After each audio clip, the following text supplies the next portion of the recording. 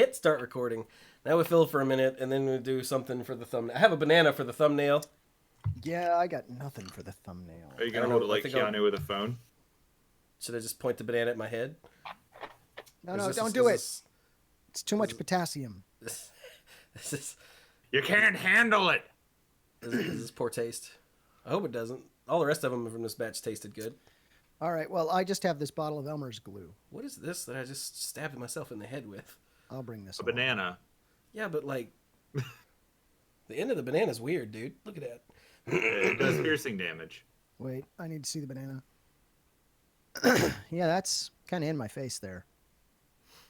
Okay, what are Squee, you good? Oh, I'm just going to pretend we're on the phone because I have a plushie right here. Oh, yeah, I could, but ring. The mana pool. Oh, well, then I'll...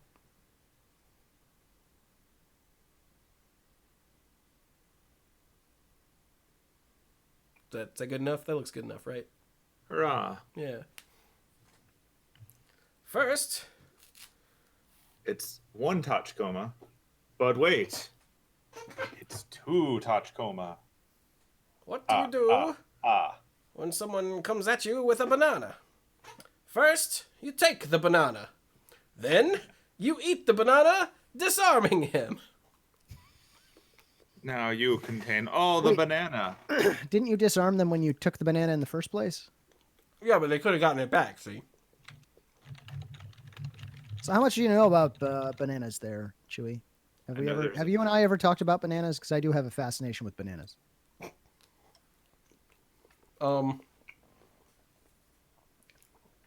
No? Okay, because they're a monoculture, you realize. We basically only grow and export one kind of banana. It's the Cavendish, which is the banana that you're eating right now. Yeah, but that wasn't always the case, because that stuff was that's not always banana the case. flavored It tastes tastes like the more previous like kind. the previous banana, which was the Gross Michael, also known as the Big Mike, which died from Panama disease. Yeah. Although it still exists in a few pockets in the world, and if you're in the right place, you can get yourself a Gross Michael. And Really? I found a place in Miami that will ship you Gross Michael bananas. And I'm thinking about doing it, but unfortunately you have to buy a box that will contain somewhere between 8 and 12 pounds of bananas, and it will cost you $97. Does it come with a promo card? I think it comes with a stained glass banana. Ah, beautiful. Do not eat the stained glass banana. No, please don't. So, Sacrilege. All there right. you go. I did try a new banana variety over the weekend that I'd never tried before. It's called a burro.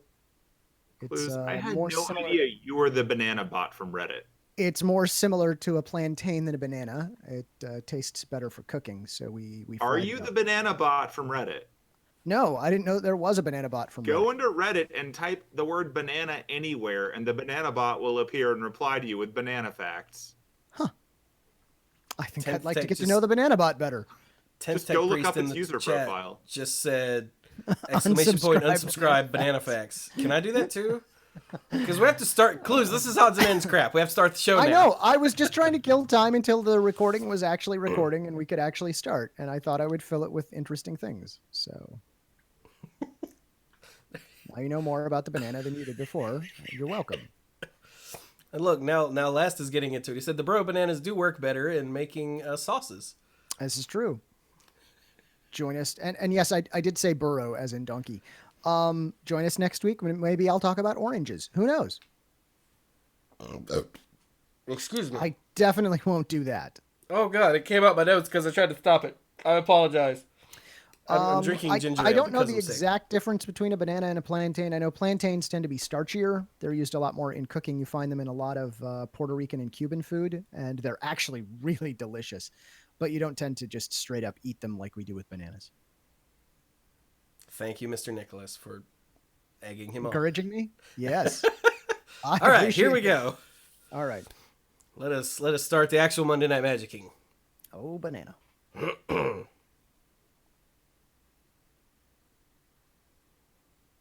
Ow, jam. Oh, damn it. And Pinball wasted 10 bits to stop the banana facts. Also to stop me dead in my tracks. Success. You did it. You found out how to bring them down. Everybody get on the wires with every country in the world. Okay, let's try this again.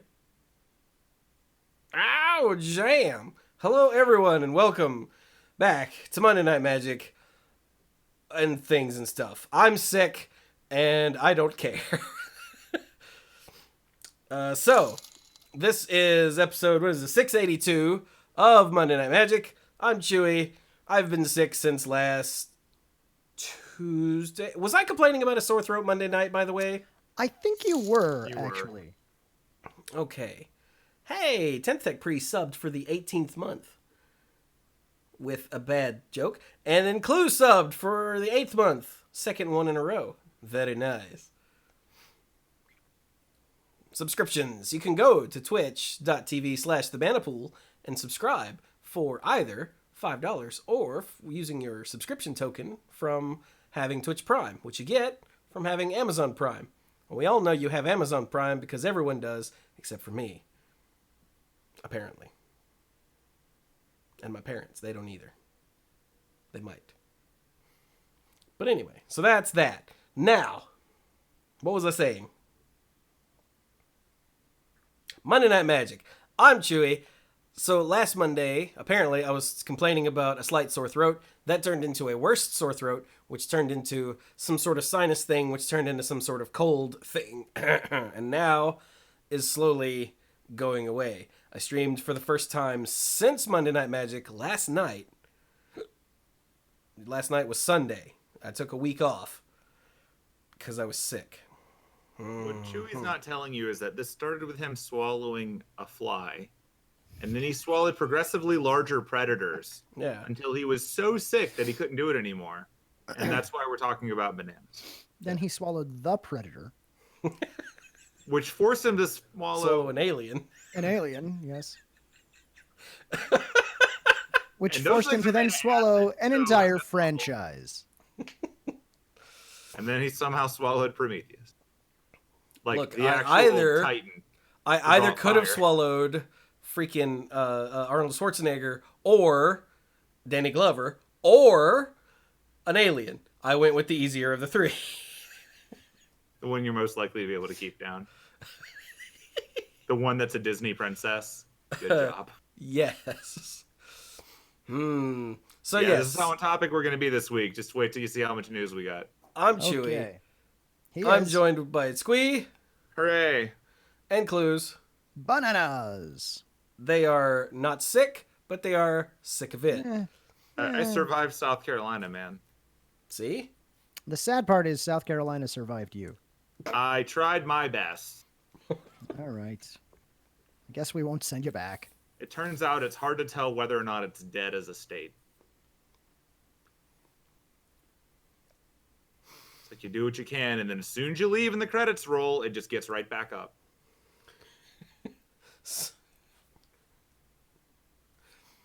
All right. I just made this decision right now without telling these two. We're going to do things slightly out of order from our usual show. Uh-oh. We're just going to start with the tournament because... Oh, sure. Okay. That's fair. Yeah. It's short. We'll do that. No, that's cool. So let's do that. Blam. Hey, look. Worlds was this weekend. Look at that. It was, yeah. It is. I swear, I clicked on all of these yes, I agree cookies things already, and then they were back. Yeah, we're celebrating the 26th anniversary of existence with Magic World Championship 26. I don't know why they did that instead of the year. I think they're pretending they're the Super Bowl. That's all I got. Was there a halftime show with provocatively dressed women that made everyone clutch at their pearls? I mean, I wasn't there, so I don't know. You know, I still haven't seen that halftime show. Like, if they start doing halftime shows, I'll start watching coverage. I mean, they had Kibler and Day 9, so like... Like, they could, but the important thing is that if they do this full Super Bowl with halftime show, that means that someone else, like in Hearthstone, is going to do the halftime show, but with puppies. That's what I want. That would be Legend of Runeterra, by the way. Like, Puppy Arena would be amazing. Or maybe there's cats that cause people to disconnect. Let them play. That'd be great. This is what I want. This is why I don't get what I want. Anyway, there were 16 people. Have fun. Oh my god. So yeah, as you can see on the screen if you're watching this live, or the video version, either way, you should totally do that. If you come live, you get all the pre-show nonsense where you find out why I'm eating a banana and Cluze's weird fascination. Actually, Cluze's weird fascination with bananas came at the beginning of the video version on YouTube. It did, although I have more to say, but that's cool. That'll be in the odds and ends, though, probably, because we won't be able to stop him. But anyway. PVDDR1 MWCXXVI. PVDDR MWCXXVI. Makes perfect sense. Glad we covered that. Pinball Witch threw 10 bits to try once again to stop the banana talk. Sorry. That one was my bad. But yeah, PV1, and it was brought up in the Manipool Discord server. By the way, if you have Discord, you should join the Manipool Discord server. We're a good little community there. Where does this mean that people can talk about PV being one of the greatest players ever? And I went, people already were. You could have already done that, yeah. Yeah, that's been a discussion for a good few years now. But this is a pretty big check mark on that discussion, I think. Yeah, if he doesn't have bingo yet, it's just because he wasn't paying attention for a few of the calls. Like, let's be real. Did either of you watch the finals? No, I was sick. They don't have the internet in South Carolina. That's why of course not. Of course just not there. So I did not watch all of them. I caught just the final game. My understanding is that Paolo took an early lead, and his opponent, Marcio Carvalho. Thank you very much. I was blanking on his name. Needed to win 3 in a row to pull it out, and he won 2. And then in the third game, which I did manage to tune in for because I just happened to be checking Twitter at the time, and someone tweeted, "Finals happening now." And so I'm like, sure, let's go take a look. He totally got mana screwed. Just completely stalled out on lands and did not have, I think he didn't have any of one of his colors. He was looking for red because that's what he should have been playing in the first place. I mean, I think we can all agree on that. That's obvious. And he eventually just conceded, because it was just like, here's a whole grip full of great spells that might save me if I could cast them, but I cannot. So let's just put this out of my misery and walk away. Alas. And that was kind of a rough way to end it. I mean, it is a part of the game, but it is a rough way to end it. And so that's my exciting commentary. I hope you all had similar feelings. Maybe you enjoyed the rest of it. I do think it's funny that PV and Marcio had to play twice. Both times finished 2-1. Just saying. With PV winning. They did the upper and lower double elimination thing, which once again, just visually the way it's shown here, is a lot less confusing than last time because at least they're staggered. Yeah. Let me see. They split it better. Yeah, if you go down to the brackets, the one on the far right, Cluze is the top 8. Yeah, I'm just looking at what you've got on the screen here. Oh, okay, that works too then. I mean, it's slightly time delayed, but yeah. The first time they did this double elimination thing, we described it at length. And so now just figured out I'm sick. I did hear that the entire format of Worlds was bizarre, and it made a lot of sense, like, within the tournament, but trying to explain it didn't. But nobody... This was all stuff I got from Twitter while I was, like, and, scrolling through Twitter. But, like, nobody tried to explain what was weird about it. I don't even know what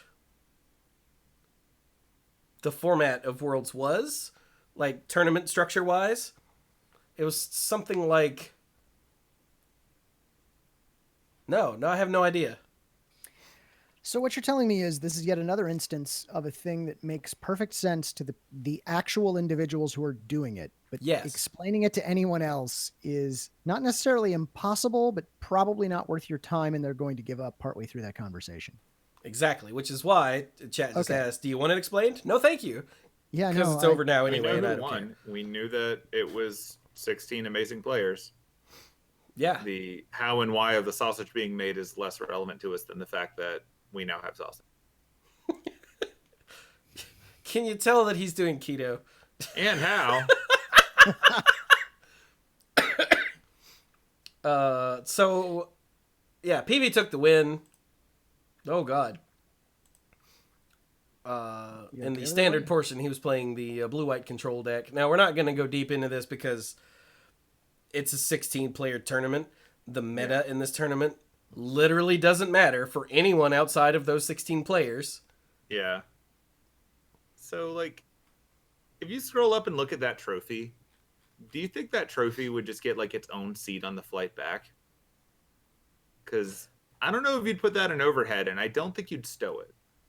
And I guess you could make it your comfort carry-on, but it looks really pointy, so they might not let you. I think they can ship it to you. Probably a good idea. I think. They actually did behind-the-scenes, like, maker-style quick documentary thing that I saw on Twitter about making that trophy. It was fascinating. Okay. I'll go look for that. I can't remember. I think it was Magic Esports, maybe, that tweeted it. I can't remember now. This is a cooler looking trophy than we normally see for Magic tournaments. So very much so, yeah. It feels more like a Marvel prop. Oh. People in the Discord server were wondering what you get when you with the champion picking, and it's right here. Things. You could pick your champion, and if your champion won, or depending on where your champion finished, you would have cool... It's a thing Hearthstone's been doing for a while now. Apparently, if you picked PV, you got 6 rare cards, a sleeve, and a trophy pet. Oh, that's adorable. Second place, you got 4 rare cards, a sleeve, and that's it. Third through 8th, you got 2 rare cards, and the rest of them you got 1, and the sleeve. Well, all right then. Yeah. Oh, there's the gallery. I was like, it says gallery, but I don't see anything. Apparently, coverage was excellent. Good. Again, I didn't watch any because I was sick, and so I sat on the couch and watched a lot of Marvel movies. All the way up to Avengers: Age of Ultron in my MCU rewatch. That's pretty up there, actually. Yeah, it's a pretty good clip to be watching them. Since I can't get up and do anything, I might as well just Disney Plus, next one, yes. Give or take a Hulk movie. I have that on DVD, so I just plugged it into the 360 and watched it. Old school. Optical media. But anyway. Yeah, Worlds happened. Congrats to PV. The rest of the top 8, I don't see a finish order anywhere. Obviously, Marcio Carvalho got second. It looks like Seth Manfield took third. I think that means Gabriel Nassif is fourth. And then the rest of the top 8 is Sebastian Pozzo, Eli Loveman, Autumn Burchett, and it says J.E. Depra, but I cannot remember his actual name. Congratulations. What is his... Oh, it's down here. Oh, yeah, there's a link for the final standings. Nice. With prize payouts. What is your name? Jean Emmanuel. There we go. Could not spring to mind. I'm terribly sorry. And look, it's even got everyone that finished below that. Because there are only 16 of them. Just list everybody. And they did. Good job, Watsy. Yeah. So PV came away with $300,000. Oh, yeah. Here's an actual picture that shows the trophy. That trophy is freaking sick. It is. That's not usually a thing that I actually harp on, because most of the trophies look a little weird and whatever. That one's actually really cool. It might be because they had that little behind-the-scenes thing about making it, and so now I'm invested in it. It does help, doesn't it? It does, yeah. Marketing is a thing for a reason. I was going to say kudos to whoever in marketing decided that they should make and put that out. Yeah. I retweeted it. I was like, look at this. This is really cool. Anyway, So I guess that's it for Worlds. Like, it's awesome and all, but it's over now. It's now complete. No dying. That's my job. Delegation. Can't tell if there's another sneeze coming. I'm sorry. No, I'm delegating it to you because dying is my character's job. But seriously though, PV. Now people can talk about, is PV the greatest Magic player of all time, without having hardly anyone go, I don't know. Because he's always been an excellent player. And he surpassed, I think, Finkel on something. Brian David Marshall was tweeting about this either yesterday or today. And I think he's tied someone else for second, other something. One of those big stats.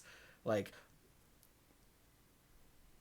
it was overall finishes and then high-level finishes or something like that.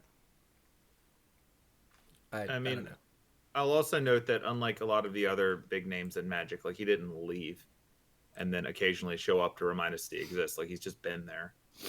Yeah, like whenever there's a GP around New York, Finkel will show up and like... He'll show up and he'll spike it or something crazy. Yeah. And we're like, oh, he's still so good, but then he'll disappear for a while again. Yeah, and like Kai Buddha disappeared forever and now he's in the Rivals League. Like, he didn't disappear fully, but he wasn't doing the Magic thing anymore. I think he was actually holding the planet up so Atlas could take a break. And then every once in a while, Atlas is like, okay, cool, I got this. And then he shows up and he like plays Magic. But yeah, PV, like we said, he didn't stop. He just kept going and he kept having good finishes and good years. And now he's world champion. So there you go. Now, there was one weird thing that happened that I wanted to bring up. Why do these ads keep playing? There we go. Marketing. Like, every time that wait, is it just when I leave? It is. Every time I leave this tab, this video starts playing again. That's nice. Oh, I hate that setting. Why won't this ad close? I'm clicking on close ad. Oh, because that's the close ad button, and then this close ad button. Double treachery. I see why people use an ad block. Don't use an ad blocker, though. Well, okay, use an ad blocker, but try not to for, like, YouTube, because that's how content creators, I use an ad blocker, make money. But I curate my list. But, like, there are a lot of websites that are near unviewable without an ad blocker. Yeah, and I get the feeling that Epic Stream is one of them, because I cannot make this ad close at the bottom here for Liberty Mutual, so... I will also inspect and kill things. So that makes me never want to ever use you for insurance. You know that this is having the opposite effect. Anyway, Andrea Mengucci got a game loss for registering the wrong card for one of his draft decks. Yeah, can someone help me out here? The only thing I read was that he registered a card incorrectly in Arena. So were they drafting? They did a table draft. Okay. And because all of Worlds happened on Arena, but you can't and then had to put those draft cards into. Okay. Yeah, you can't draft against people in Arena. So they drafted normally and registered the deck that they drafted, and that got put in Arena for them to use. Right. So apparently he misregistered one of his cards, and they discovered that, I think, the day before or 2 days before, and he got a game loss for it. And I'm like... And he admitted it fully, like, it's right here, his tweet. He's like, you know, it happens. But, like, why? Well, consider the potential for abuse had this not been caught. It's essentially like just putting a card of your choice into your deck. Except they're gonna check it. There's only 16 players. He was not doing this with, oh, I'm gonna get away with it. He's a dumbass. He messed up. Like, well, yeah, but we do have penalties for I was a dumbass and messed up, mostly because of their potential for abuse, right? True, but this is Worlds. Yeah, I think this is trying to enforce the same rules at all levels of play to avoid confusion. I guess. Well, that's a first. I said trying. I'm sorry, did I say that out loud? You said it on the internet. It just seems like because it was Worlds and there's literally no way to get an advantage from this. Unless it wasn't caught. They would, but they're gonna catch it. It's Worlds. They have the people that are doing it are putting it into the game. It just seems to me that there were better ways to do this than give poor Andrea Mengucci a game loss going into Worlds. I'm actually surprised that they don't. Chat even said they literally recorded everyone's entire draft. Yeah. It feels to me like they would hand the pile of cards that they drafted off to someone else for input. Just because of what's on the line and because it would avoid things like that. But yeah, like again, what's the I'm not point of running having it. the players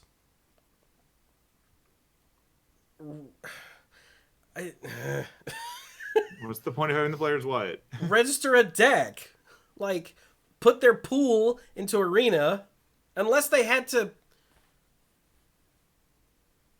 Okay, Arena might not be able to have a pool that you then build a deck from. Like on Magic Online. They might have had to actually register the deck and have the rest of the pool as a sideboard. In which case, okay, sure. I don't know. It just seems really crappy to punish Andrea Mengucci. Because this isn't a thing that would have happened in a paper draft. This is... Yeah, would have. This is... It would have? You have to register your draft deck at a... I'm pretty sure you do, yeah. And if you registered incorrectly, you're going to get a penalty, and this is the penalty that you're going to get. Huh. Yeah. That's the way it works. Okay, look, you've got this one job, and I have strong feelings about this, and I've had strong feelings about this for a long time, and I know that there are a lot of folks I used to judge with who disagreed with my stances on this. But you've got the one job. We're asking you to register the cards you're actually playing with. It's not that much of an ask. Just do it. If you don't do it, you get a penalty. Because if we just ask you to do it, you're going to screw it up. So you make a penalty so that you double check that crap. I'm kind of the mindset that because it leads to feel bad moments. I fully agree. I mean, it's not like that's all you're asking them to do. You're also asking them to play Magic for 4 days straight or however long this event took for literally hundreds of thousands of dollars. So it's not like they have stress on them already. So you mean it's their job, and I'm asking them to do their job. I'm of the mindset here that because these are literally the only people that are drafting something in paper to then play with digitally because the client doesn't have a functionality that it probably should have. Would probably provide either a little more leeway or just straight up, there's 16 of you, hand your pile to other people who will put it in so that there's no opportunity for anything to go wrong because they value this looking good. Like, this isn't me saying philosophically that they shouldn't do this. I'm just saying practically from a running the system standpoint, this is one of those areas where I would fudge that because you're already fudging it since they're drafting in paper and then playing digitally because they haven't done actual drafting in Arena, which entire other world of problems. Yeah, I mean, that's a fair complaint. I think if we're going to be changing the system anyway, change it in a way that works. Don't just halfway it and open areas for exploitation or mistakes. That's just, it is what it is. Like they applied the rules that were provided, that we knew those were the rules. He made a mistake. He admitted to the mistake. He lives with the punishment of the mistake. That all sucks. It's where we are. There are probably better ways to do it, but they enforce the rules as existing. So that's the only thing they really can do fairly. Correct. True. Just now, unfortunate. It's like can you when fix it next time? Can you alter it next time? Sure, but you should do that ahead of time. Change the rules. So in fact, it's you like have when someone who enters it. When the writing on cards thing happened, and we discussed, will there be rules changes for that? Piece of fuzz flying around. You remember that? No, I'm sorry. I don't know what you're trying to say to me. Autumn Burchett wrote You know, the stuff on the card. Oh, yeah. Okay, Yeah. And we were like, are there going to be new rules for that? And if so, they need to do that so that this doesn't happen again. It's the same sort of thing, but Chat also pointed out the feel bads are a lot worse when you steal tens of thousands of equity on a minor clerical error. Yeah, no one stole anything. They enforced the rules the same for everyone. Yeah, I don't think stealing, period. I don't think stole is the right word, but when you lose tens of thousands of dollars on equity from a minor clerical error. Yes, the player lost that equity. We didn't take anything from them. It kind of did. The rules were in place. They knew what the rules were. Another problem with this is that the having worlds entirely on Arena when Arena can't do this, that's another it's marketing. Entirely different problem. This is marketing. They want to display the potential of Arena. It is. While also representing one of the most popular formats of Magic, which is limited draft. Yeah. Arena can't do that, so we're just going to do something dumb. But here they are. Like, beyond that, talking about whether or not equity is taken or stolen or consumed by the Cookie Monster or whatever verb you want to use for this is going to boil down to how you see your concept of essentially like opportunity cost. Yeah, now you have to remember, Cluze spent a lot of years as a player, as a judge, which makes Cluze hate you as a player. Not you personally. Not entirely true. It leans you towards it pretty hard, though. In the grand scheme of Magic alignment systems, Cluze is on the lawful end. Because the lawful end is the end that you go to when you're a judge. And you're going to understand the rules and you need to apply the rules. Because if you don't apply the rules and you start fudging things, then inconsistency happens, bias happens, there are problems. I don't think Cluze is wrong. I think you have to do that. I think the problem wasn't this thing right here. It's that they're doing something that only makes sense from a marketing standpoint and not from a play standpoint. So this is one of the consequences of that. They've opened themselves up to more opportunities for mistake, and they've also drawn attention to the fact that Arena can't do this thing, which is why I think it's dumb. Yeah. Why are you drawing attention to a lack of feature? But whatever. That's a choice they made. When we get to the Hasbro earning report later, you'll see just how much they care about Arena right now by comparison to everything else. True. Pinball Witch through 10 bits and says, Cluze does hate you specifically if you leave your draft trash at the table. I do. Yeah. That time it is personal. Particularly, there's a special place in hell for people who put booster wrappers inside of table tents. There's like a whole circle of that, right? There's a whole circle that is just that. And it's specifically located above the circle for all of the guys who go outside to smoke after every round. So you get a little bit of that wafting up at you. Still better than the table tents. Now, to be clear, I'm not saying that Cluze is wrong. I am saying that the rules are wrong in this case. Fair. You want to change them, go right ahead, but that you don't change them on the fly retroactively. And they didn't. So now we'll see what they do next time. And they really need to do something. Every time they embarrass themselves like this, something changes. I wouldn't be surprised if they had judges entering them in the future. Or maybe the ticket that they have in Arena to make drafting work suddenly gets bumped up a little bit. Yeah. All right. Well, that was a good discussion. All right, so there we go. There's that thing. Take that, Worlds. The big takeaway is that Cluze hates you if you leave your draft trash in the table tent. That's the important thing here. Don't do that. Put it in the damn trash can. Jesus. Ever do that. That's actually in the flavor text on Cluze's invitational card. Yeah. The card itself says counter target blue spell and costs a red. It's just it's an enchantment that lives in the command zone that says players can't play blue spells. Dude, that's an emblem. Yeah, I know, but I need to be able to play it from my hand. Oh, I see. In fact, it's a ley line that lives in the command zone. You can play it from your hand if it's in your opening deck. It's like the ley line of stops tops. Yeah. Okay. Got it. All right, let's go Oh, science rage. Awesome. We'll talk about this All other right. thing. So last week, shut up. Last week we had the announcement that there was a Secret Lair coming, and that's it. Yep. And we were like, "What's in it?" And they went. Do we have a thing, an announcement that 5 Secret Lairs were coming? Yes. Yes. And they said it's happening during Worlds, and that's all you get. They'll go on sale, and you'll shut up and buy them, or you'll shut up and buy them. And that was all. They were like, it goes on sale this day, and that's when we tell you what it is. Ha ha ha ha! And we went, great. So that means because Monday Night Magic is recorded on, let's see, checks notes, Monday night. Most of the time, we had zero chance to tell you about these, but if you cared, you were paying attention.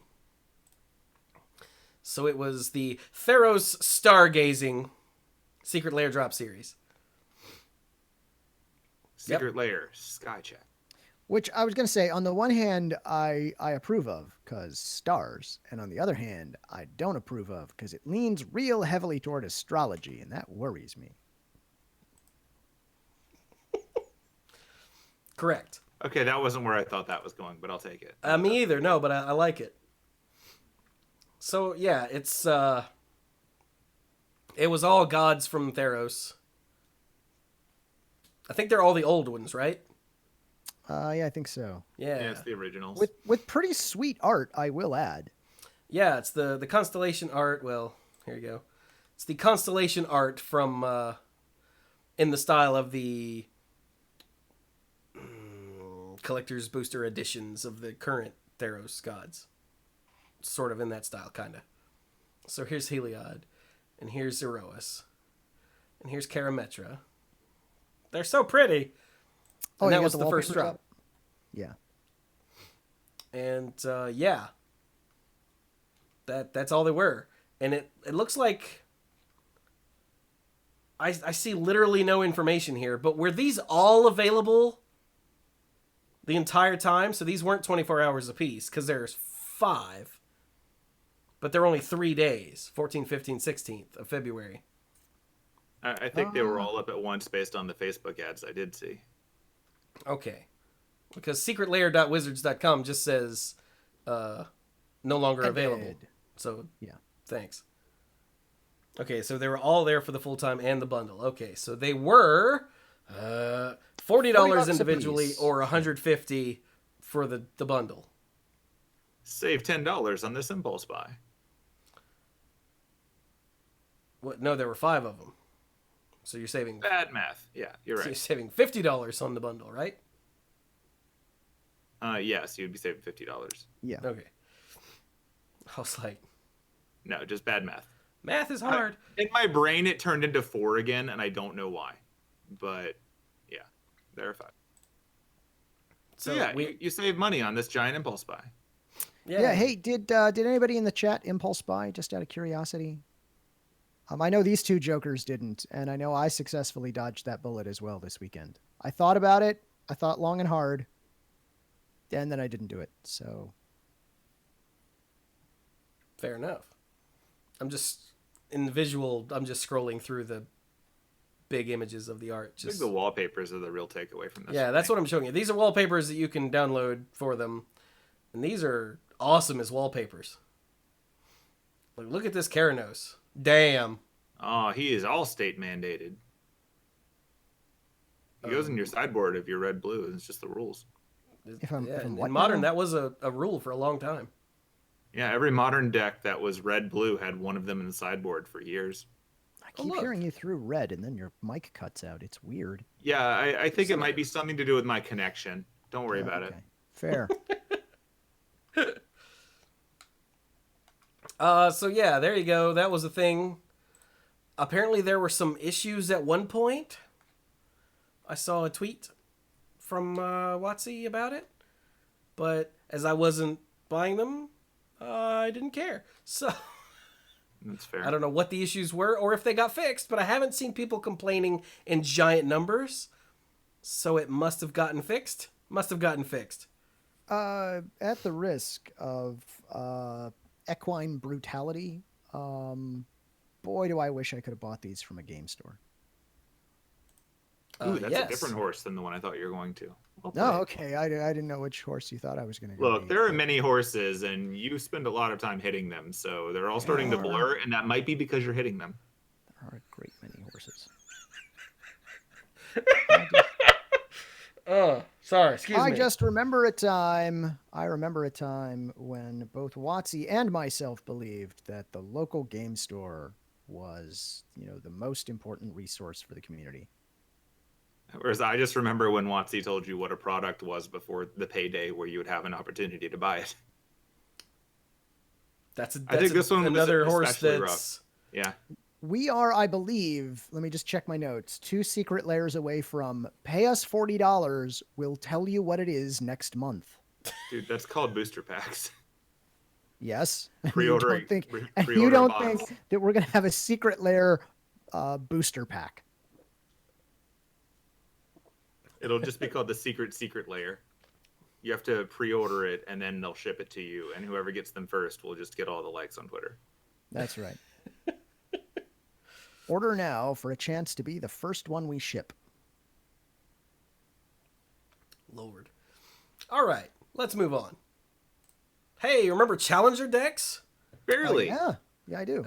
Yeah, they were mentioned in the Manipool Discord server, and I went, the hell's a Challenger deck? So these are the actual take this and play in standard decks that aren't laughably, horribly terrible. I think this is why my brain jumped over to there only being 4, because I'd looked over this right before the show. Are there only 4 of these? Oh, okay. But yeah, we've got the Allied Fires deck. How much are they? We don't know how much these are. Jesus Christ, because there's no such thing as an MSRP anymore. But we have 75 card decks, standard legal, to play at FNM. I have hiccups now to go with the burps. Apologies. We've got... yeah, they're in English, and you can get Japanese from in Japan. Hey, look at that. Checks out. And these all come with 1 mythic and a whole mess of rares. Just a whole mess of rares. Look, this one has 4 Fires of Invention, for God's sake. I mean, they knew what they were doing. And 4 Sarkhan the Masterless. And an Ugin, the Ineffable. And some Temples.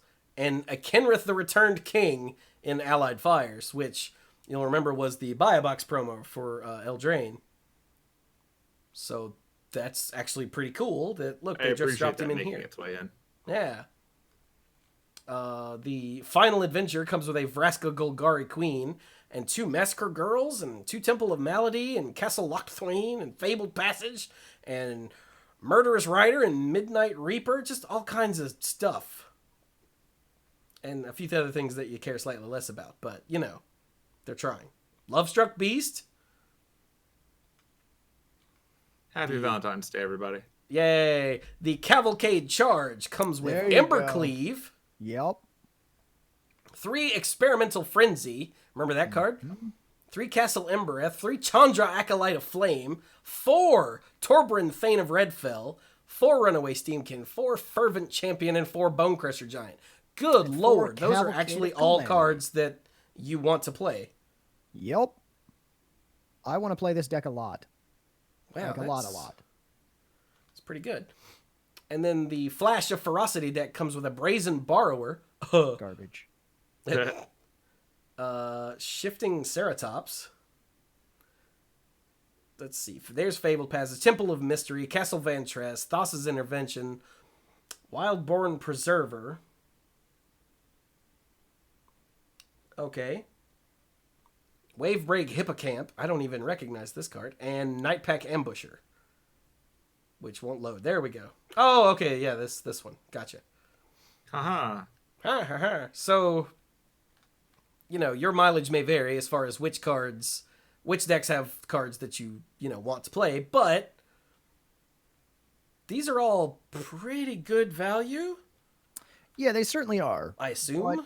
But, we are probably not the best judges of whether these are competitive at FNM or not, but they don't look bad. Like, just at first glance, this is You could win games with these. Yeah. And they're not cost sinks. Like, And- they look like if you're looking to get into the format and you don't already have a bunch of these cards, they're not a bad pile to get. No, certainly not. Yeah. Like, Way these are better all than- great starting points. Is the point, I think, which is the point. Yeah. And look, Yes. the final adventure deck is totally the best one because it comes with 2 copies of Thrashing Bronto Dave. Done. Double Winner, Dave. winner. Did you You see gotta that have red one? Bronto Dave. It's dangerous to thrash alone. Take Dave.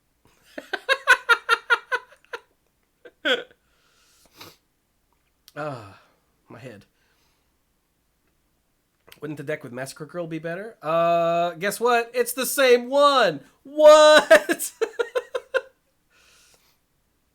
Look, you got Bronto Dave and Massacre Girl in the same deck. Steamkin, man. Those are neither Bronto Dave or Massacre Girl, who is my one true Cavalcade love. and Tin Street Dodger. Get there. Still not my one true love, Cluze. You've not lived until you've attacked with multiple Scorch Spitters with multiple Cavalcades out. That's life, my man. Okay, that I actually will believe that I haven't lived. It's incredible. Nice. So anyway, yeah, they're on sale. They come out April 3rd. You can get them at your local game store, and they cost. Yeah, remember this for like 6 weeks. Yeah. I guess you could call your local game store and ask, "Hey, what are you going to charge for the Challenger decks?" Since we can't tell you because there's no MSRP anymore. Yeah. Yeah, because that's better for everyone. Clearly. No, wait, the other thing. Yeah, it's totally the other thing. Anyway, moving on. We've got this tweet from Viz Media. The art of Magic the Gathering War of the Spark. Yup, you read that right. Releases fall 2020. You know, in time for the rotation of War of the Spark. Just, Well, you know, if you want to Hey. relive look, you want to strike while the iron is something. miserably cold. Moving to Pioneer. Now, here's my question about this, and I haven't dug, so maybe they've already told us. Is this gonna be like the big coffee table sized book that was the art of D&D, or is this gonna be like the why is this microfiche size of the art of the Gatewatch? Given it's from Viz, I'm assuming it's the same as all of the other Viz releases for the Art of Magic the Gathering books. Which doesn't answer the question because I don't know which of those was Viz. They were big. Okay. Okay. That would be good because the Gatewatch one, I received it in the mail because I pre-ordered that, and it came in a box, and I opened it up, and I'm like, did they leave it in the dryer? I don't. It seems really small.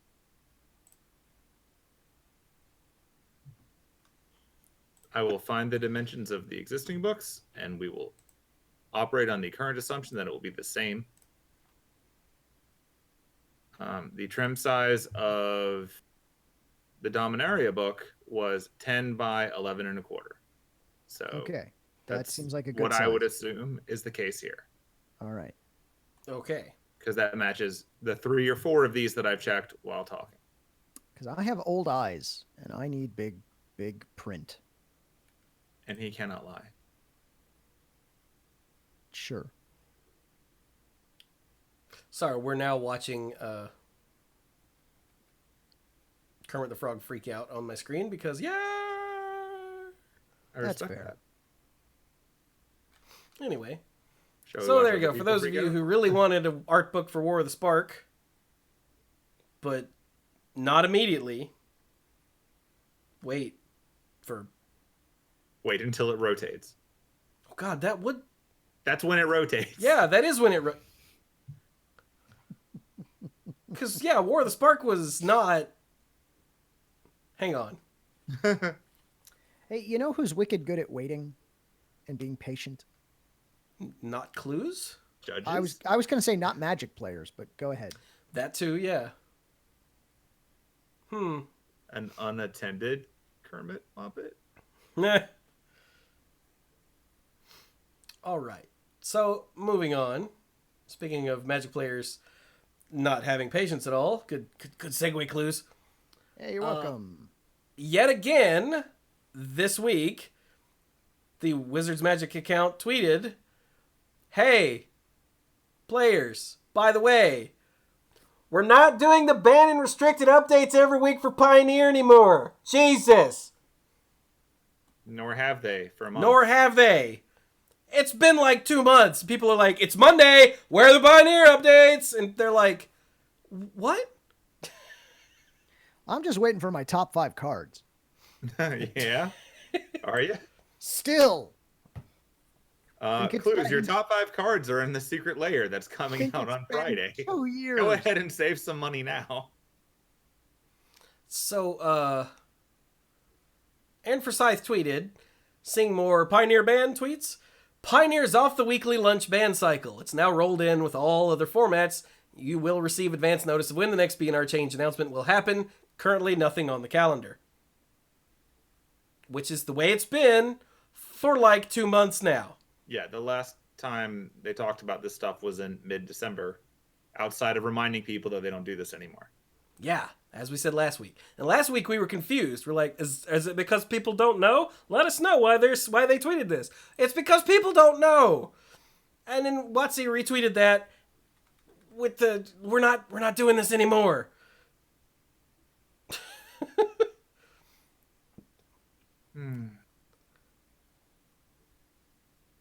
It wasn't the locked account when I responded. Yeah, you can see here as I responded to a locked account. It wasn't responded. I saw a question that was like, "Is this just Pioneer or is this all B&R?" And I said both. And now their account's locked. I don't know if I scared them off. I don't know. You did it, man. Can you reply to some other people? I have a list. But yeah, this is my favorite response is, "You guys still get lunch though, right?" Because it's not on the lunch ban cycle. That was the only reason they ever got lunch. To stop feeding them when they stopped banning. That's why they've been banning things so much lately. They're building the formats wrong so they can continue to eat. So they can continue to eat. That makes more sense than a lot of things, and I'm not happy about it. It's true. It is not the most insane thing I've heard today. So, yeah, this is a thing. It has been for like 2 months, and Magic players still haven't realized it, even though they've announced it multiple times in those 2 months. But maybe this one is blatant enough to where they'll get it. Magic players will get it through their head. And what worries me, I don't mean to call him out, but Joey Pasco here said, "Well, if you know you're going to ban something, why wait? Why not just ban it?" That was the point. I thought that was the point of removing scheduled announcements. But then I saw a different tweet from Joey from around the same time that's like, "I don't like not knowing if I should buy the cards for this deck or not." I'm like, aren't you arguing for both sides here? More to the point, they did say they'll let us know when they're banning something. Yeah. Like, that's not different from what they posted.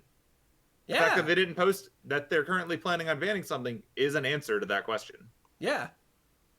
The answer is no, they're not. Yep, I just wanted to double check. I just take a look at Joey Pasco's Twitter handle. Affinity for Blue. Yeah, okay. Everything you need to know. I love Joey to death, but like I saw this just now, and I remember seeing his tweet from earlier today and going, "Wait, but you just said." I think Joey, like a lot of people, I'm guilty of this too, will reply with the immediate feeling that they have on something, and then later be like, "I have a different feeling. I'll reply with that one too."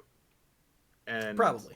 It's not like he digs out all the times he was right and pretends the rest of them never happened. I think he's legitimately just responding honestly, and that's where he is. So Could be. I wouldn't put too much weight in that's either way on this one, but yeah, it is just something that we should all note that, like, They told us they'll let us know when something's happening. They'll let us know in advance if something's happening. Yeah. They have done neither. So chill. That means nothing's happening. That means nothing's happening. Yeah. Deductive I still want to see some like metagame breakdown, which apparently we're not allowed to see anymore for Pioneer, to know if the the inverter deck is actually running away with the meta like people think it is, or if it's just one of those decks that feels so bad that it feels like it's crushing the meta when it's not. Yeah. Because just based on the 6 or so tournaments that we've had recently, it was real heavy in 2 of them, and then sort of sparsely there at the top tables in the others. I don't know. I see a lot of people complaining about Pioneer with no data to back it up either way. And I'm like, is it really killing the meta though? Because the meta looked okay. Not great, but okay. Speaking as an outsider. I'm just saying. Someone with no horse in the race. I have no horse. We beat them. I don't understand. I played in Zelda, and when you hit it, it goes faster. There are negative consequences. What? I mean, we ran out of carrots. I just thought it would go as soon as it got another carrot. Don't learn about animal care from video games. Do not, unless it's an animal care video game. And then maybe then don't either. Just don't feed your dog chocolate, all right? There. That's also good advice. Lord. All right. Enough picking on WotC. Let's go make fun of how much money they're making. Classic WotC. Making money. Rapscallion. Oh, God. Where do I... Pinball Witch. I'm not reading that out loud, but thank you for the base. That's terrible. Napoleon is always right. Where do I go in this one? Let's Control F. Magic. Let's see. Growth in blah, blah, blah. So, yeah, the Hasbro Earnings Report happened. Let's see here. Licensing and digital segment net revenues increased 22% increased 22% in 2019 compared to 2018 because of Magic Arena. Also, Transformers Bumblebee. The movie. Which I saw finally a couple weeks ago. It's really good. It's the good live-action Transformers movie. Yeah. They made one. I think I said that last week, too, actually. Yeah. The trick is not letting Michael Bay work on it. It's amazing. It's absolutely amazing. It's actually a really good rule of thumb. Just slap his name on as a producer and just keep him... No, go away. Just give him some sparklers to play with. It'll be fine. Let's see here.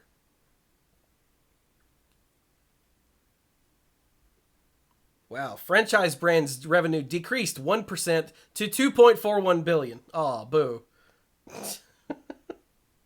But Magic, Monopoly, and Play-Doh increased, while Nerf, My Little Pony, Baby Alive, that sounds terrifying, and Transformers declined. Yeah, I didn't know Baby Alive was still a thing. I don't know what Baby Alive is. Don't tell me. I don't care. Don't want to know. Let's see here. Oh, okay. Hasbro Gaming revenue decreased 10%.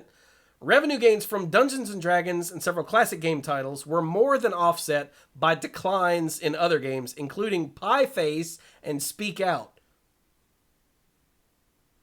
With names like that, I don't know how they could be losing money. Yeah, no idea. Yeah. Yeah, don't forget, they acquired Power Rangers not too long ago as toys. Which you know if you watch The Toys That Made Us on Netflix, which is really good. But, yeah. So that helped bump up their money. I think that's pretty much the important bits, is that Magic good, Magic make money, yes. And in the PowerPoint presentation here, we've got some visual representation. Yeah. Let's see here. Blah, blah, blah, blah, blah. 2019 growth driven by Magic the Gathering Arena and Bumblebee. And then over here, the long-term profitable growth, it says marketing and product development investments for Magic the Gathering and future digital games. They're very much positioning Arena's launch as a highlight of 2019. And they're definitely making plans for it moving ahead. They had an actual earnings call as well. That's not immediately available on the same site that these things are. Like, they make you fill out some stuff and sign up for things, and nah. But I did read a transcript of it. And rather than throwing all of that at you word for word, I'll just say that they noted that Arena had a fantastic year, and they expect continued progress across multiple platforms in 2020. They noted that, yes, you can expect Arena to move to mobile in the year, so that's cool. I think we all kind of knew that was happening, but it's nice to get that confirmation, at least for the stakeholders. And one thing that I noticed was that they commented at one point that Arena was doing better and Magic Online was doing a little bit worse, but that was expected. So if you were wondering how Arena and Magic Online are shaping up, it's what you expected. Like, Arena's doing better, it's reaching new audiences. Magic Online is continuing to service not extended, but modern and the other like traditional formats that go prior to the cards that are available in Arena. And obviously that's where you go if you want to draft, because it'd be crazy to draft with paper and then try to put it in Arena. That'd be dumb. But fraught notice with danger. He didn't say Cluze, not Cluze. That other guy. Who are you? Squee. Just didn't say that Magic Arena is doing miserably and is going to get shut down. It just says there's a... What did it say? There's like a decline in... what was it? Legacy, digital... Yeah, so the actual phrase is, Arena grew in the fourth quarter, offset a bit by a decline in legacy Magic the Gathering online business, but overall Arena had a fantastic year and we expect continued progress. They're going to release more stuff specifically on their gaming and digital things, I think later this week. I think they had another date on there for another call, so that'll probably be the one that hits a little bit more in what they're doing with Arena down the road, which is why they didn't go in as much detail here. But at the very beginning of the call, they announced Arena as one of the big accomplishments of the year. So you also, don't please, need to worry about Arena leaving. Please insert your own WotC killing legacy joke here. So, for a company that lives so much on Monopoly, I don't believe in them actually killing anything. Like, as I said before the call, my family will continue to buy copies of Monopoly for me forever. So if you can get my family to buy Legacy for me, I guess I can bring that along too. Now, here's a write-up from Hipsters of the Coast about, it says that Magic Arena will move to mobile in 2020, the Hasbro CEO Brian Goldner said on this earnings call. Let's see here. It came to the Epic Games Store last month, which, we knew was coming. To the cheers of no one.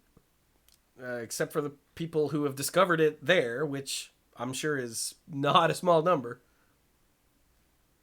Let's see here. They're going to... It says, stay tuned for more information about MTG Arena's planned release on mobile at Hasbro's presentation at New York Toy Fair, Friday, February 21st. If they do such a presentation about Magic Arena, we will tell you on Monday, provided there's enough news for us to do a show. Yeah. So, out of curiosity, does this mean that there's a really good chance that Arena's coming to iOS before it comes to macOS? That actually would not surprise me, but... Okay. If they're looking for install base, that's definitely what they're doing. Yeah. Like, there are probably more iPhones than Macs. Yeah, and also, when they say that it's coming to mobile, do they just mean iOS, or are we Android folks going to get... They no, we're not. just we're said not. mobile right now. We'll get those details later. And it's going to be on Now, given the number of people... Now, yeah, chat pointed out, WotC has said for a while that Arena wouldn't work on a phone. And I know that that's not true. They did say that. But because of all the people who play Arena on their phone or their tablet. Because there are a lot of people who use... I don't know what it's called, but it's... The various... Yeah. Virtual OS. Yeah. And they can play it just fine on their phone without a problem, which means it's doable. It might not be great because it's not made for a phone. I would not be shocked if it was a bit more resource intensive, or if the phone version of it is less resource intensive. Correct. You may not get a super clicky pad, but also just it's meant to be played on a big screen, so things are kind of small. So I can imagine that especially for more complicated board states, having that on this is a nightmare. Yeah. We'll see what they do with it. Just because I pulled up the spot in the call where he went over this in a little more detail than what the Hipsters article had. Here's some quick facts about Arena's success, just to remind you why they're putting so much energy in this. Quote, we've seen a lot of engagement across an array of new offerings there. For Magic the Gathering Arena, we saw great growth of the brand. That aspect of the brand throughout the year, Magic Arena was ranked as a top esports brand number 7. It was also one of the top 10 reviewed games for Metacritic. They've seen over 1.8 million games played so far, 72% growth in new players for the year, which is weird because it's the first year, but okay. And on average, Magic players, Arena players continue to spend about 8 hours a week. They've also seen incredible streaming metrics of 43% growth in viewer hours year to year, seeing over 70,000 streamers since the open beta, and continues to be a top 20 game on Twitch week to week. So they're hyping it up pretty hard. This is where they're spending their money. Yeah. And we've talked about plenty of that in the past with their various creator program things and whatnot to encourage people to stream Magic. Yeah. Yeah. There you go then. Arena's still there. Will continue to be there. Yay. So speaking of Arena, do you really hate it when you're playing against someone who ropes every turn, no matter what? I don't know what that means. Someone who waits until the absolute last minute to hit the end turn button every turn, no matter what. Ah, okay. I know what that means. Yeah. They're Roping, like the term, comes from Hearthstone, where the end turn timer was a rope that showed up at one end of the screen and burned across to the other when it got to the end. Gotcha. It blew up and ended the turn automatically, which became known as roping. And so Magic players picked that up for Arena, even though there's no rope. It's still called roping, because that's just the term how you for do it. Yeah. So let's make this slightly bigger. There we go. Well, on the Magic Arena forums earlier today, we got this post that says, we have recently taken action against players for in-game misconduct related to abusing the timer system. Roping. In addition to player reports, we also looked at multiple data points over an extended period of time to help us identify which players we believe were deliberately misusing the system before taking action against their account. So they didn't just wait for someone to get reported and then just do something. They looked for trends in your user data, because it turns out they know what you're doing when you play their game. Data. So yeah, we intend for players to use their timeouts as necessary, while also ensuring matches come to a timely conclusion. Duh.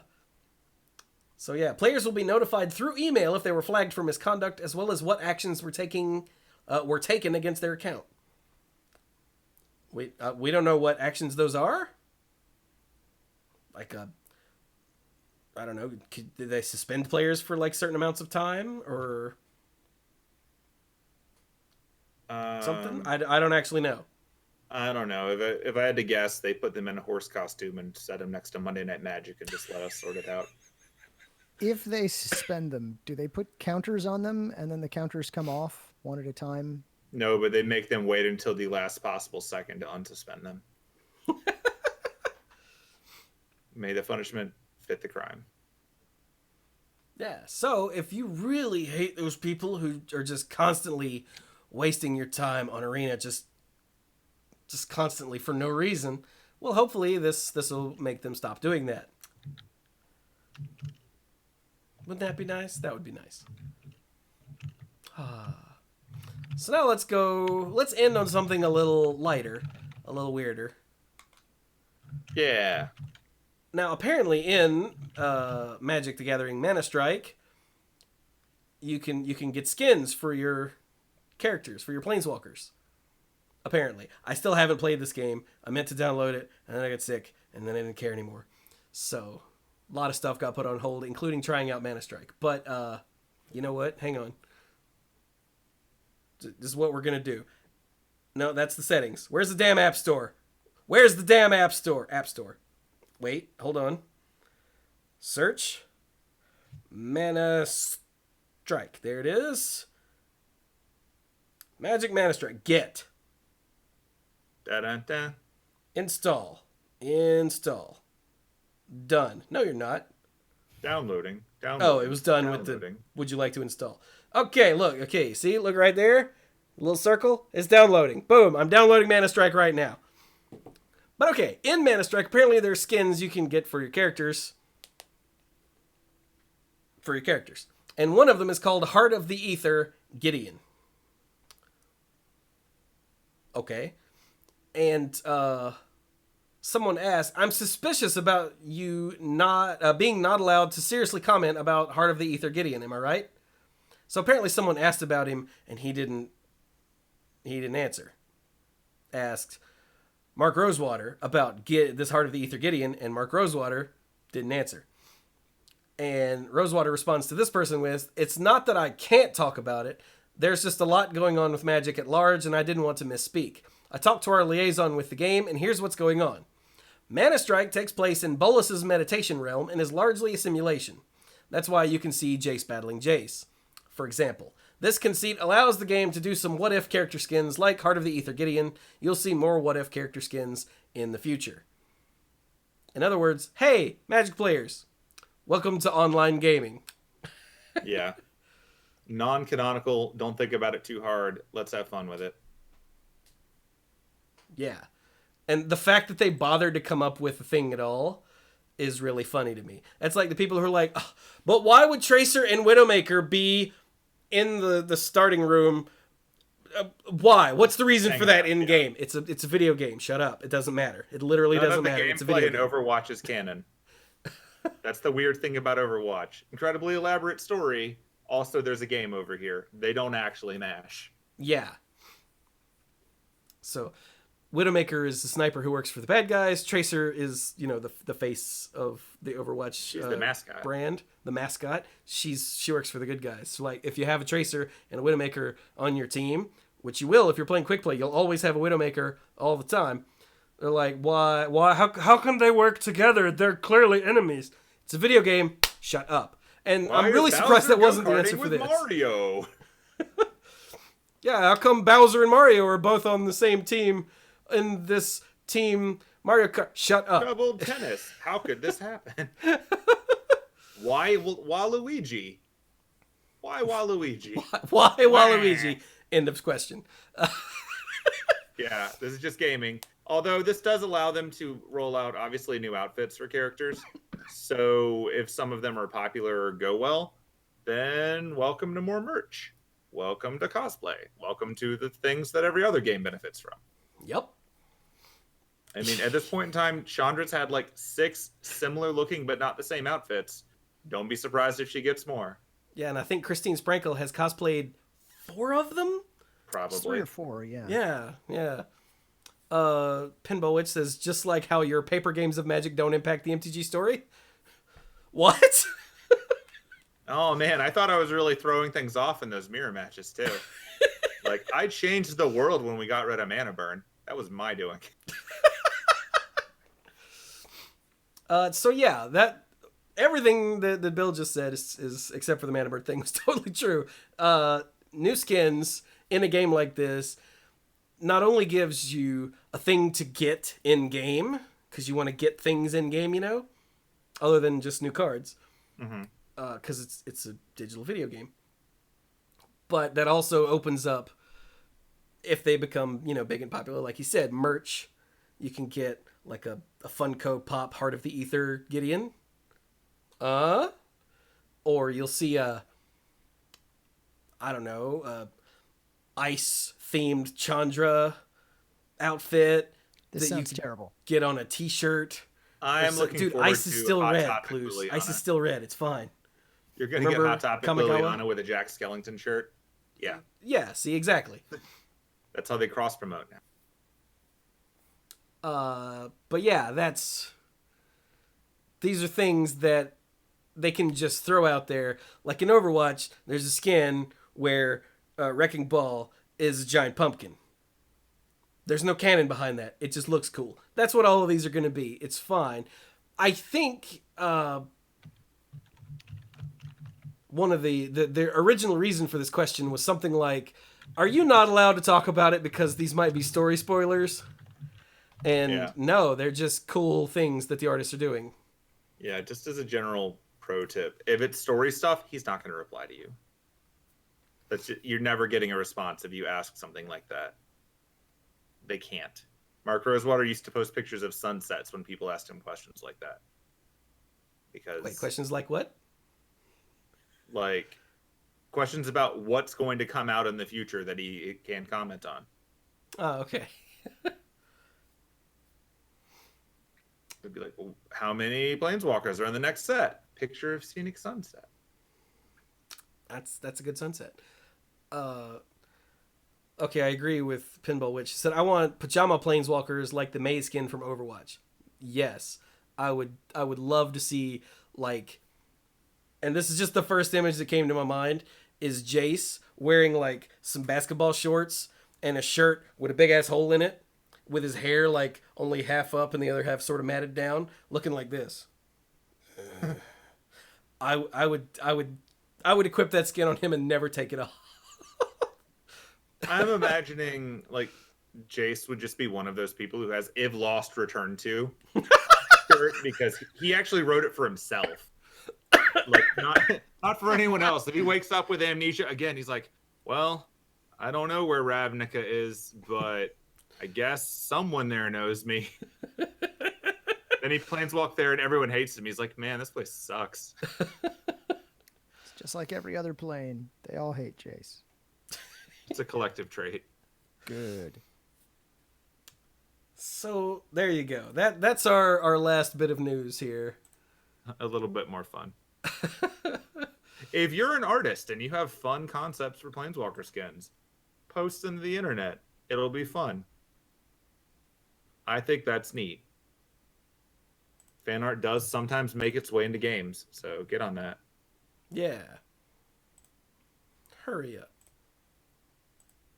So, shall we wrap it up then, gentlemen, and also you guys?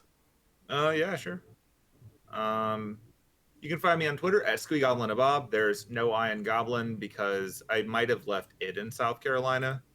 I figure two wrongs make a right. I don't know. But more to the point, I will also note that I was at an anime convention and I had a lot of fun. And my friends had this crazy idea of, let's go watch Sonic. And then let's go to a Sonic. And so we did that.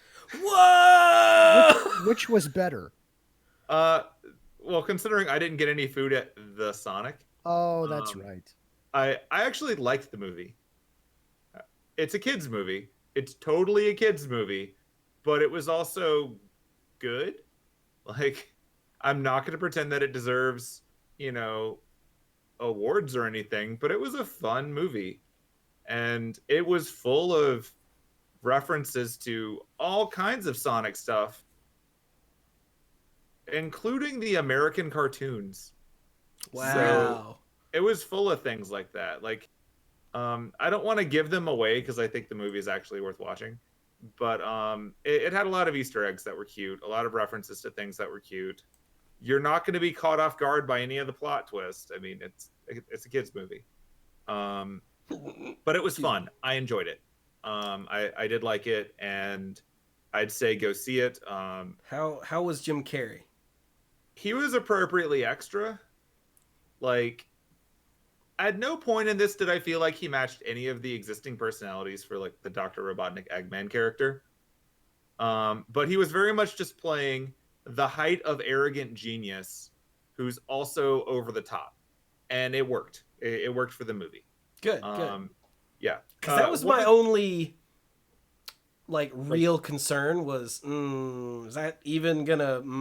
Like, if you remember from the original trailer, you know, the really bad one with Gangster's Paradise, when he does that thing of like, I'm in charge, I'm smarter than you, I'm in charge, like, yes, that entire scene is in the movie, and his behavior is a lot like that, but it's not miserable. It doesn't get super old. It works out. He's just super arrogant, but also there's a lot of bits of it that are straight up references to the video games that weren't like we're shoving a Genesis in your face level stuff. It's just a lot of things that were fun with it.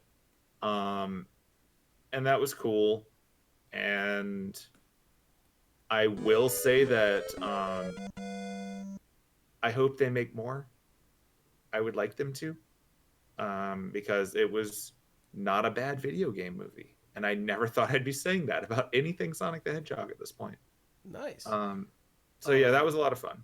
Hey, Cephas, thank you for the follow. Welcome to the pool. But yeah, just wanted to do that before I forgot. Oh, that's fair. So yeah, like Sonic was fun. I need to get around to seeing Birds of Prey. I feel bad that movie had such a weak opening weekend because everyone who went told me it was good. Like everyone said it was good. Yeah, I feel like that movie just got snubbed hard because the people that I know who went said it was a good comic book movie and that the marketing did a bad job of selling it. Because the marketing kind of made it look like it was super clueless or something. And that's not what it is. So I'm going to try to catch that by the end of the week because I feel really bad if it was just sabotaged by bad marketing and it's actually a good movie. So I'll check that out and I'll report that back to everyone too. I mean, apparently it made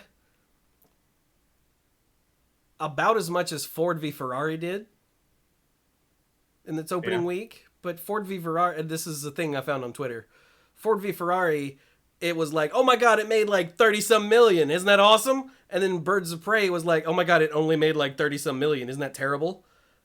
And they both had similar budgets and similar...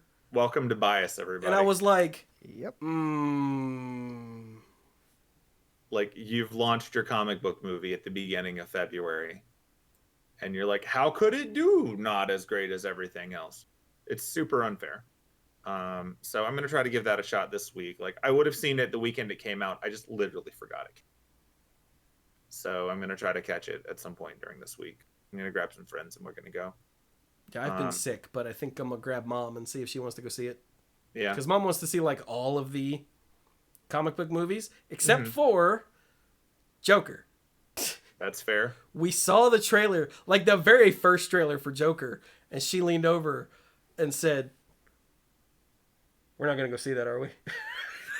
Fair. I was like, do you want to? She went, oh God, no. I was like, you're awesome.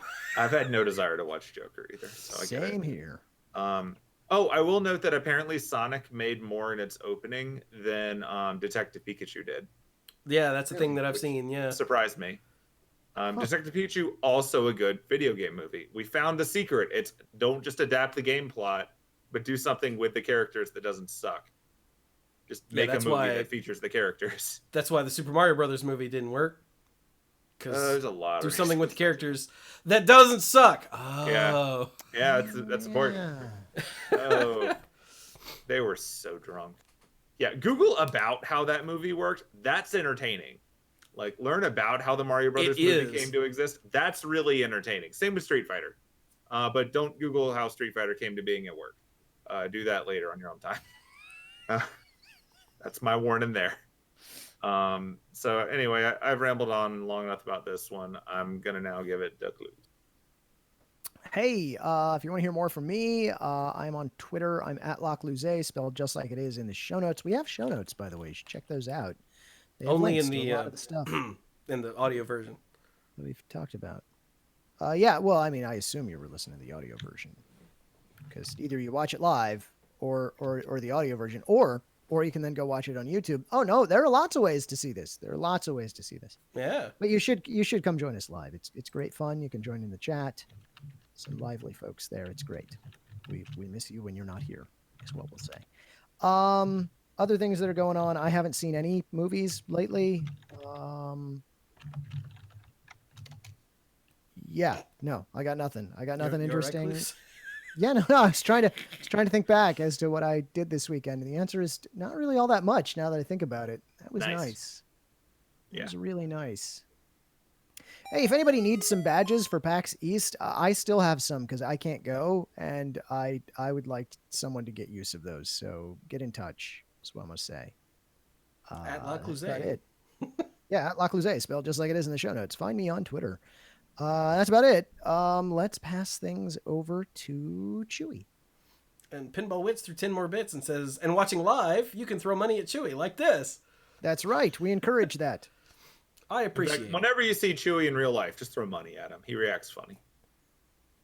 Preferably large bills, not small coins. Yeah, preferably don't snap a quarter at me. None of that. I used to work with a guy at one of my crappy jobs. I don't even remember which one now. I just remember there's a guy who could snap a quarter at you and break the skin. That's not acceptable. Yeah, that no. Not acceptable. He didn't realize they were going that hard until he hit one of the other guys, and it left like a small. Okay, I'm doing this like it's huge, but he left like a small little bloody spot. He was like, "Oh my god, I'm sorry." He stopped doing it after that, but yeah. It was. Tell you what, Chewie, you see all these yen right here? I'm not throwing them at you. I appreciate that. No problem. Anyway, so hi, I'm Chewie. I've been sick, which is why there has only been YouTube content coming out of me, and because it's YouTube content that was already recorded. Otherwise, thank goodness that I had Slay the Spire, because I did a run of Slay the Spire with the new character, the Watcher. She's awesome. Good. So my first run with her went up on YouTube in 3 videos because, spoilers, I won. Like, I got to the third, I got to the heart. But, it was harrowing. I think I spent, half of that entire run on the brink of death. But the Watcher is so sweet that the way that she gets out of almost dying is just by killing all the enemies, just out of nowhere. Wait, hang on. Can I do 100 damage this turn? Yes, I can. She's really fun. At least the build that I had in that first game. I've unlocked new stuff, which gives me different options now, which is really cool. But anyway, so yeah, that went up on YouTube. It's 3 videos. Check that out. If Slay the Spire interests you at all, it's a lot of fun. Let's see, what else? Oh, an Untitled Goose Game was already recorded. So that's been going up on YouTube. I did, let's see, the last video that went up I think today, and it was the final of the main story. And I use that in quotes because there's no story. You're an asshole goose. But after you beat the game, in quotes, it gives you more things to do. So that will be another 2 or 3 videos. Like I said, it's going to depend on how the editing goes, because there's a lot of wandering around going, I don't even know how do I even, so I'll cut a bunch of that out. But I've still got an hour and 40 minutes of that, just raw footage. So yeah. What else is coming up? I finished last night the final chapter of Galakron's Awakening on Hearthstone, the solo adventure. Finally, it came out on Tuesday. I was going to stream it on Wednesday. I didn't feel good. And then I continued to not feel good. In fact, I still don't feel good, but I'm good enough to do, a stream and a podcast. Yay. So, yeah.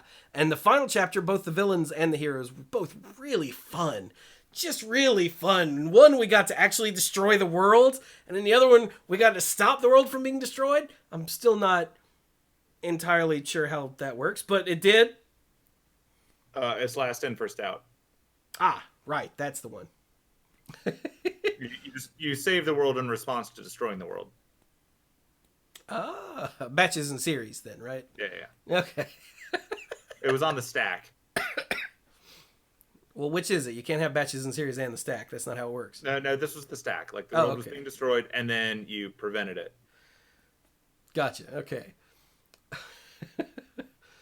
But yeah, it was a lot of fun. It had an amazing revelation about a certain character, and like I said, we got to destroy the world. That was awesome. So yeah, those will be going up. Let's see, this will go up on Tuesday, so probably Wednesday and Thursday will be Galakrond's Awakening. I mean, it's basically a week late, but I was sick, whatever. Plus, I got to unlock the rest of the cards in that, and I've built an assload of new decks using all of the cards from Galakrond's Awakening now. So I've got, the next time I stream Hearthstone, I've got a mess of decks to play, and I'm very excited. Yay! That was my elbow. So what else? I guess that's it. Here on Twitch, I'll be streaming Hearthstone at some point. I'm sure there's a Skyrim stream in the future, because anytime I'm not playing Skyrim, I'm sort of twitching and wishing I was playing Skyrim. I actually booted up. I booted up Skyrim on the 360 one of those nights while I was sick, and I just could not watch another movie. I was like, I wonder, because this is when I could breathe. I was like, I wonder if I could still get my save. And so I put in the disc and turned it on, and it loaded. And I'm level like 78, and I had like 300 hours, and I still never beat the main quest or did either of the two big story-based DLCs. I didn't finish the Dark Brotherhood quest. I think I finished the College of Winterhold and the Thieves Guild. I think I finished both of those. But like, I got 300 hours in this game, and I didn't finish anything. So that made me happy. I ran around just doing a few things just to feel what it's like with a massively overpowered character. And I got 2 achievements. Da-da-da-da. In 2020 on Skyrim. What the hell? I was walking around and a dragon attacked me, and I went, what? And I killed it, and an achievement popped. And I went, oh, brother. I was like, come on, man. So yeah, that's going to make me want to stream Skyrim again with my kitty character. He's a kitty man, and he'll scratch your eyes out. Anyway. Oh, yeah. Oh, yeah. Because I'm wild. Yeah. That's an odds and ends thing. That one's not out yet. Hey, speaking of the odds and ends, I've got 1, 2, 3, 4, 6 left from last year. Those would have been done a long time ago, but I got sick, and sitting here wasn't feasible. You know how it is when you get sick. I don't get sick. I think this is the first time I've been sick like this in like 3 or 4 years. Because I just don't get sick. Like, I have bad brain time, and I have like stomach issues, and I have days where I just feel like crap, but I don't get like sick. It's not a thing. So when I do, it hits me very hard because I'm not used to it, and I'm a wuss. That'll do it. Yeah, I slept for 2 nights and didn't sleep for 1 night out on the on my couch because it's got the recliner in the side, so I could sleep sitting up. And yeah, that was nice. I had my blankets from my bed and my teddy bear and my drugs. That was just pitiful. It's Buster, for those of you that know my stuffed animals because you watch my content. But anyway, so yeah, I'm just rambling now because I'm very excited to not be as sick anymore. So yay. So this, no, wait, we have to do the Patreon thing. So hey, Manipool Productions is a Patreon supported endeavor, and Pinboys threw 10 bits for Buster. I'm sure he appreciates it, but I'm keeping them. So, hey Buster, you got some bits, but you can't have them. Okay, now. And then she threw 10 more and said, since I did that, 10 for Dundee too. I didn't have him for any of this Galakrond's Awakening, did I? Even though the League of Explorers was here. Oh, he's going to be pissed. Dundee helped me out during the original League of Explorers adventure in Hearthstone. He's a smartass. But anyway, right. Patreon supported endeavor. If you want to help support Manipool Productions, help me pay the bills and whatnot, while I keep churning out this ridiculous amount of free content, even when I'm sick, but not like real sick, but still sort of sick like this, then you can go to patreon.com/themanapool and sign up to become a Manipool lifeguard, which gets you stuff. You can get Manipool episodes and YouTube videos early. There are no YouTube videos up early right now, but there will be by like tomorrow afternoon. Soon, TM. Dun, dun, dun. You can get the odds and ends, which is all of the behind-the-scenes nonsense recorded before and after both Monday Night Magic and the Manipool, which is uncensored and just nonsense. It's us. I'm sure we're going to talk more about bananas at the end because Cluze is dying to do so. Oh, and the sentence worked the first time. See? And also, I think we're probably going to talk about video game movies just because that was the thing we just talked about, so it's got to come up again. That's kind of what we do anyway. Yeah. So, yay. And you can get for the at the top tier, the Mythic Lifeguards, you can get the sponsorship shout out on the end screen for all YouTube videos and the